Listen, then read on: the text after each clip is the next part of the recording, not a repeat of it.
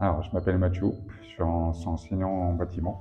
J'habite à Mont-Notre-Dame depuis 20 ans à peu près.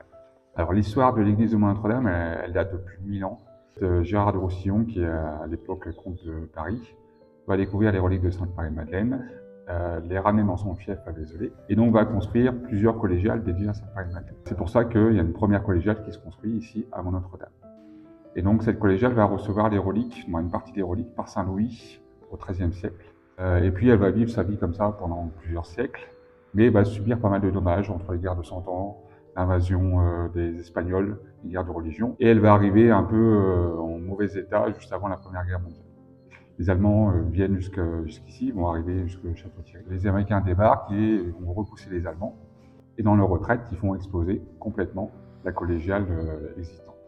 Et donc c'est pour ça qu'on a ici une nouvelle église Art déco qui date de 1933. L'ouverture pour le printemps de l'Art déco, donc c'est la deuxième année qu'on y participe. Donc on va être ouvert tous les dimanches après-midi, de 14h à 17h, avec des visites guidées à 15h.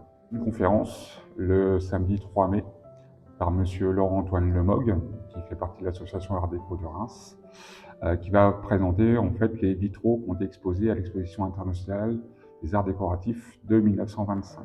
On a aussi une randonnée cyclo qui démarre de Mont-Notre-Dame et qui passe par les églises art déco de Cillé-Salson et de Limay, avec un retour ici pour notre visibilité de l'église de Mont-Notre-Dame.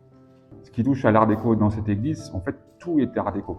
C'est-à-dire comme c'était une construction complète, donc c'était le chantier le plus coûteux de Picardie, en fait, tout le mobilier, les vitraux, la construction en elle-même, les ferronneries, tout ça est de style art déco. On va avoir une grande rosace qui est elle unique en France, qui mélange en fait sacrifice chrétien, sacrifice guerrier avec la croix de guerre mélangée avec la croix chrétienne.